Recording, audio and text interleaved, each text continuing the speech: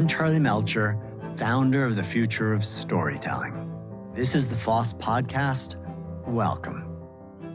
Today, I want to revisit my conversation with a guest who has a hopeful vision for the future, Dr. Vivienne Ming. A self-proclaimed mad scientist and serial entrepreneur, Vivienne is an incredible example of someone who's using the power of technology to change the stories that make up our world for the better.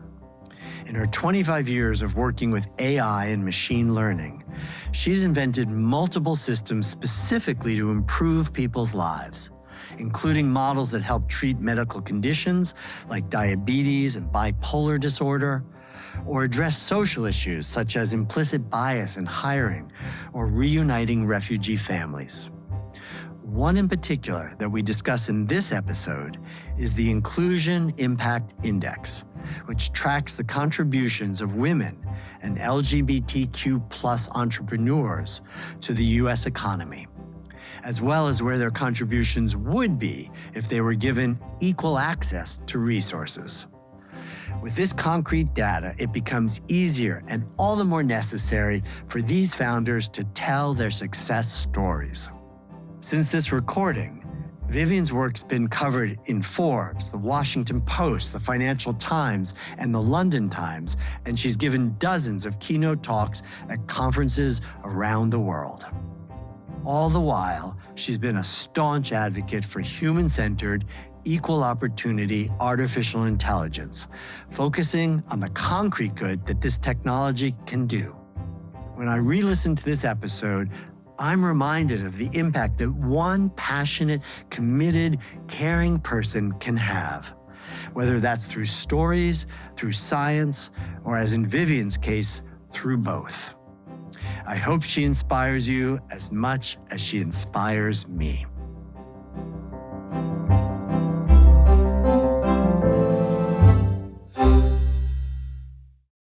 Vivienne Ming, it is such an honor to have you on the Future of Storytelling podcast. It's great to be here. It's always fun. Thank you. You know, I go to a lot of dinner parties, and people think of the modern day dinner party as kind of the contemporary metaphor of when our ancestors used to sit around the campfire and listen to some shaman or healer, tell a story.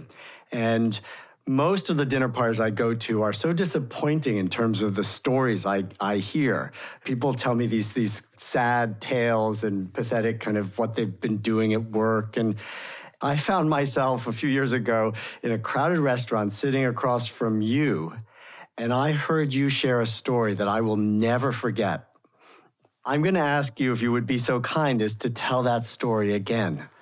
Sure, I'd be happy to share it. And I have become comfortable with the idea that the only reason people actually invite me to dinner parties is as color. I'm the weirdo that's there to, and I seem so normal on the outside. When I was little, I was supposed to win a Nobel Prize.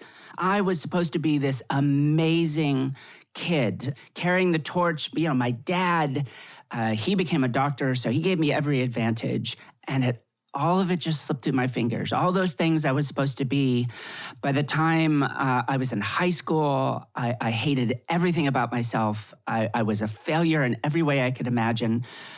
I was clever enough that I had these exceptional test scores, which allowed me to choose which university I went to. And thinking I'd be a doctor like my father, I went to the University of California, the one down in San Diego, where everyone thinks they're going to be a doctor someday. And then I flunked out. And within a year or two, I'm homeless. And I found myself living in my car. I had no money. I had no job, not because no one would ever have given me one, but because I'd reached this point in my life that was like, well, if I'm not winning a Nobel Prize, then I'm not worth anything. I genuinely believe this is 1995. It's America. So I got a gun. Turns out that's very easy to do.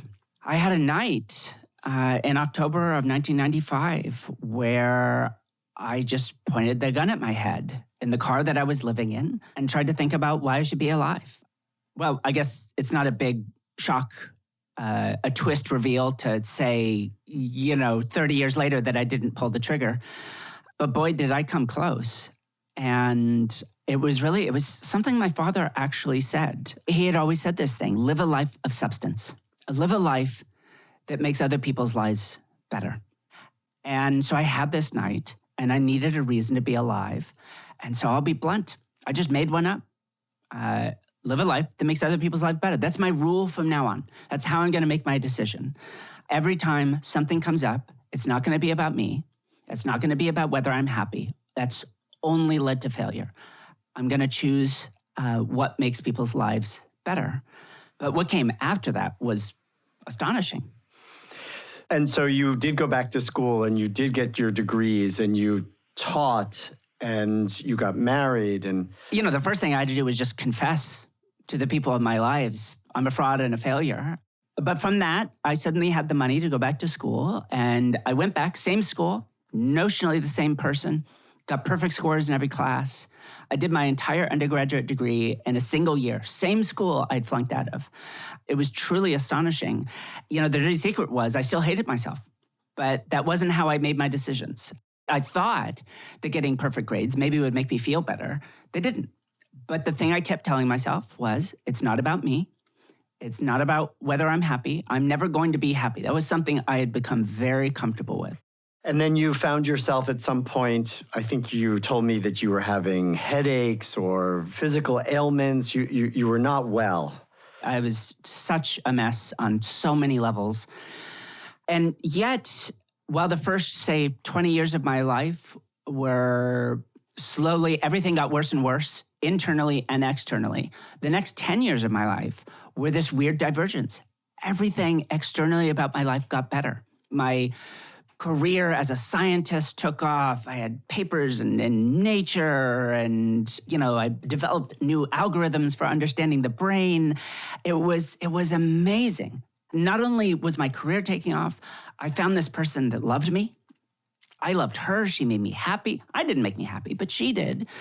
And yet I hated myself. And I'm like, God, 2 out of 3. How many people get to live a life where they have an impact on the world and there are people that care for them? Then something weird happened. It's October 19th, 2005. I'm lying in bed next to my fiance. And for no reason whatsoever, I turn to her and say, you want to know my deep, dark secret? I wish I was a woman. Well, good night. And I rolled over to go back to bed because it was totally unplanned. It was entirely spontaneous. I didn't intend for it to go anywhere. I just, for a moment in time, I was actually happy. And I just thought, you know what? I'm going to share this true thing with her. And I am now a completely different person. My name, when my wife asked me to marry me, was a very different name. And my body was entirely different and everything about me. But what I discovered was being able to be me when my life was getting better. I'm falling in love. My career is taking off. Being able to be me was actually the gift. That was doing everything right. And suddenly I get to be happy. But I'd extend that a little bit, which is to say, even though my career was taking off, I suspect had I never changed, I would have some very admirable career as a footnote scientist at a very nice university somewhere. It'd be a good life, a life I'd happily wish for anyone else.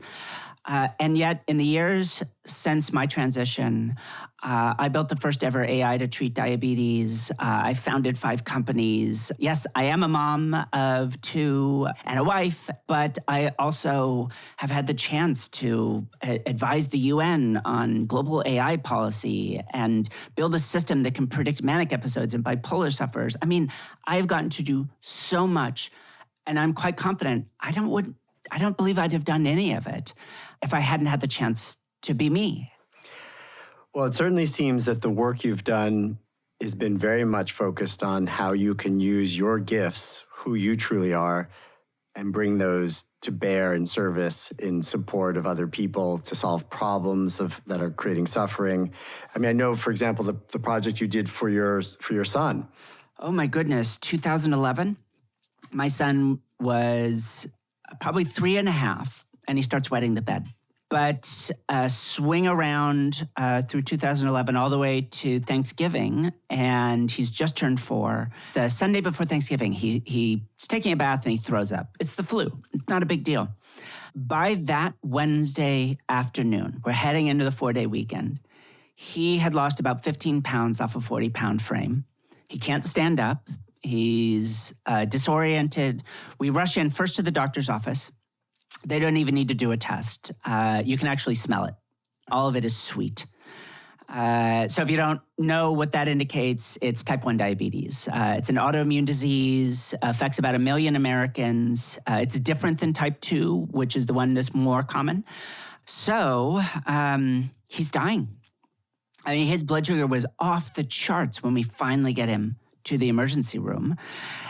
So we get him there. His blood is acidic. As it starts to eat itself, it turns his own blood toxic. He is dying. And I got to spend the hardest 24 hours of my life in the pediatric intensive care unit at Oakland Children's Hospital. 24 hours. But as hard as that was, I am a nerd, I'm a geek. The hardest thing for me was about a month later. So my wife and I are both scientists. We take my son home. We're collecting all of this information about him. I mean, data. We crashed Google Docs on a regular basis.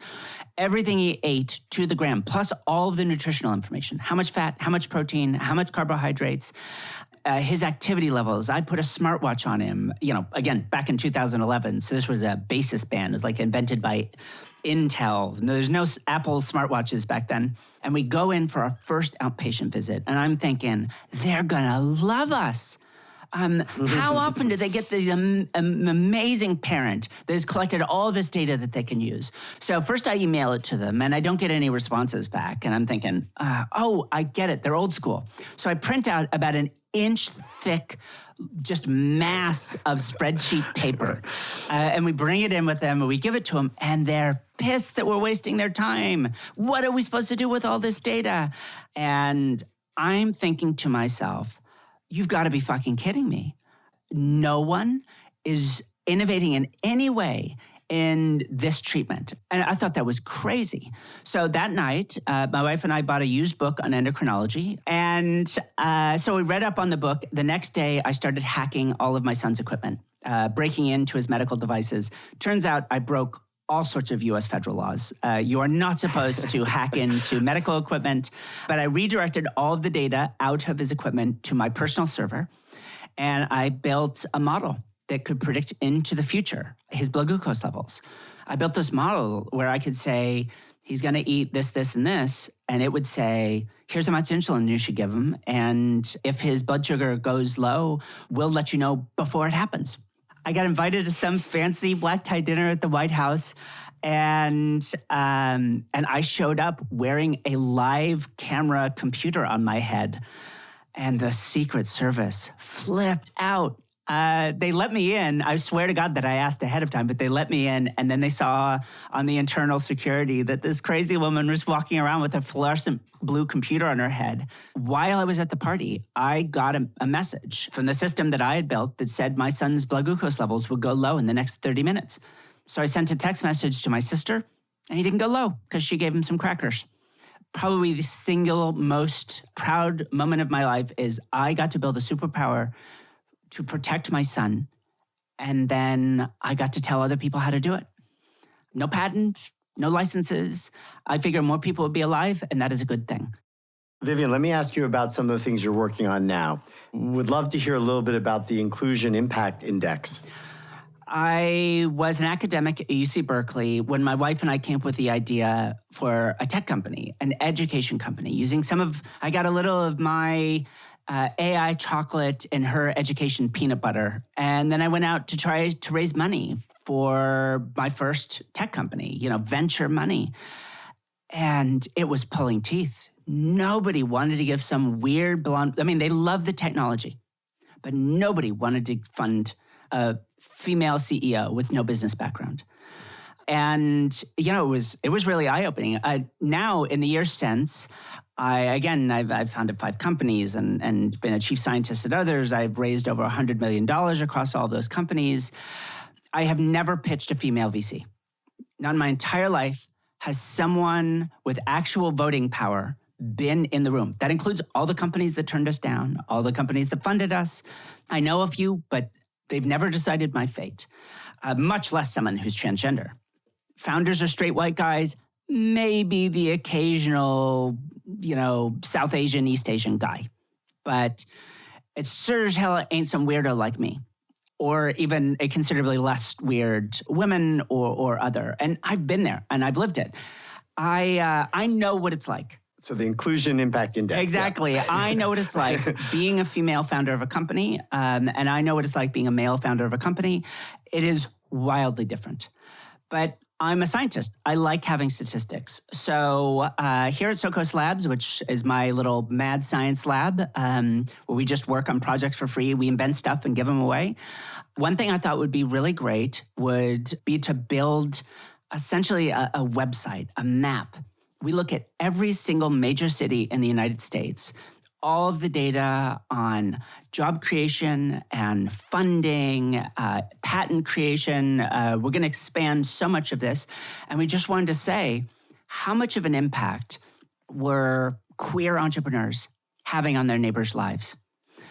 Female entrepreneurs, Black entrepreneurs. If you are different than that stereotype of what an entrepreneur is, then I wanted a chance to share your story and to do it in real time. We could make a change. And that was the purpose of the index. And just so people understand who are listening, you're using all of this type of economic data that you're able to pull for those metro areas and use it to sort of see the impact of people of color, people of LGBTQ, like people have the impact that they're making in those communities as business creators, as entrepreneurs, and to project forward what could be the real impact if they were better supported. So you're telling a story. It's almost like a kind of protopian fiction. You're sort of imagining what the future could be through your data science, big data. Yeah, we have data on, hundreds of thousands of people coming into this system, pulled in from the Patent Office and the Census Bureau, from some amazing data partners that are out there collecting information, like Crunchbase and others. And we pulled it all together in one place and developed some models that make predictions. So tell me about how your research led you to understand that there's a tax on being different. One day I got this call from a reporter. She said, hey, there's this guy named Jose Zamora, and he's just written a blog post, which has gone viral. He claims no one was responding to his resumes. So he changed his name at the top to Joe Zamora, identical resume, and suddenly he claims everyone's giving him offers. Dr. Ming, is this plausible? And what we found was if you were different, then you needed to go to school longer, fancier schools. You needed to work longer times at your company to get that same probability. And I thought, okay, how do I package this? What do I call bias that conveys our discovery? And I realized I had the perfect word, the dirtiest word in the conservative language. It's a tax. And it really is. It's just like a tax. It's extra pay. For Jose, it's about $750,000 just because you have a different name. It's the tax on being different. I've paid it. Jose Zamora paid it. My wife has paid it. And quite frankly, if you think hard, but it doesn't take that much thought, we all pay it, right? That the best possible people don't get the same opportunities. And so the likelihood, a world that runs entirely on the Harvard grads that got into Harvard because their parents were Harvard grads is not really a sustainable world, not if we're talking about all 8 billion of us. It makes so much sense to me to understand that we all pay the tax on being different. Let me ask you, what was the big takeaway from the understanding of the tax on being different? How can we address that? There are genuine villains in this world, but the simple truth is most of bias isn't explicit villainy. It's people being human. And it turns out we're all human, much as I might be trying to turn us all into cyborgs. The real failure to me is not that we're biased. The failure is that we refuse to acknowledge it. That we refuse to be honest with ourselves about our biases and our failings. So the starting point for me is just normalizing this, accepting that we're imperfect, but always should be striving to do better. But another is a bunch of practical things. Here's a very tangible one, and we just wrote a piece about this, wage gap. What is the single biggest factor that we found that predicts wage gap? How many female faces are in the leadership team? The more women are on the board and the C-suite, particularly CEO, CFO, the lower the wage gap. Why? Because if I've worked my ass off my whole life to get to an elite school, I worked hard at Stanford, at MIT, wherever, at Corp, and then I got an amazing job at a top company, and I'm still working harder than everyone around me. And then I look up, and there's nobody like me on the leadership team, or almost nobody. There's a part of my brain that starts doing a bunch of calculations, even if I'm not aware of it. And it starts saying, you know what? Don't work any less hard, but why don't you put that extra hour into a nonprofit project, or put it into church, or put it into your family, put it into something. Work hard, but don't work as hard on this because it's not going to pay off. And it only takes those subtle shifts because they accumulate. Discrimination comes with compounding interest. You cannot solve these problems from the bottom. It doesn't start in the mailroom. It starts in the C-suite. You want to show the world that you believe that Black Lives Matter? Where are your Black executives? You want to show the world that you support pride? Is your supply chain made up of companies that discriminate against gay people? There are tangible things companies can do, and they are things that I guarantee you their shareholders will view as a sacrifice, and they will not be happy about it. This is a moment for leadership, and if you need the data, I've got the data to back you up. Your company will be better as a result of this. But until the rest of America sees that their hard work is respected and will pay off in a traditional career, they're going to put their hard work someplace else because that's how all of us work. Right. That's a great learning and a great lesson for us for now, for today. What I'm so constantly impressed with is how you tell stories with big data, with data science, with artificial intelligence. Like, you're able to use your power to crunch numbers and to write code, to reveal things, truths about humanity. I find myself sitting here thinking how similar in some ways the left and the right brain are, how similar in a way the scientist can reveal the certain kinds of poetic truths or hold a mirror up to us, and through that help to enlighten or heal just as much as any great artist. And so with that, I want to say a sincere thank you for spending this time with us, for the beautiful work that you do, and just to, again, be kind of sitting around the fire or table with you for a little while and hearing you share your stories. So thank you, Vivienne. Thank you. It was a lot of fun. And I will share one single thing that my advisor said to me when I was a student, that his advisor said to him before. Science is a story. It is a creative expression. Science, whether we're talking about mathematicians or scientists or engineers, exploring the unknown, whether you're an artist or a scientist, that is your job. And the ability to communicate that to the world is your responsibility. I'm thrilled that I get that opportunity so often, and I'm really appreciative that you gave me the chance today. I'm Charlie Melcher, and this has been the Future of Storytelling podcast. Thanks for joining me. The FoST community is made up of talented professionals who believe that storytelling and technology combined can help bring about a better world for us and for future generations. To learn more about the future of storytelling, subscribe to our free monthly newsletter at FoST.org. The FoST podcast is produced by Melcher Media in collaboration with our talented production partners, Charts and Leisure. I hope to see you again soon for another deep dive into the world of storytelling. Until then, please be safe, stay strong, and story on.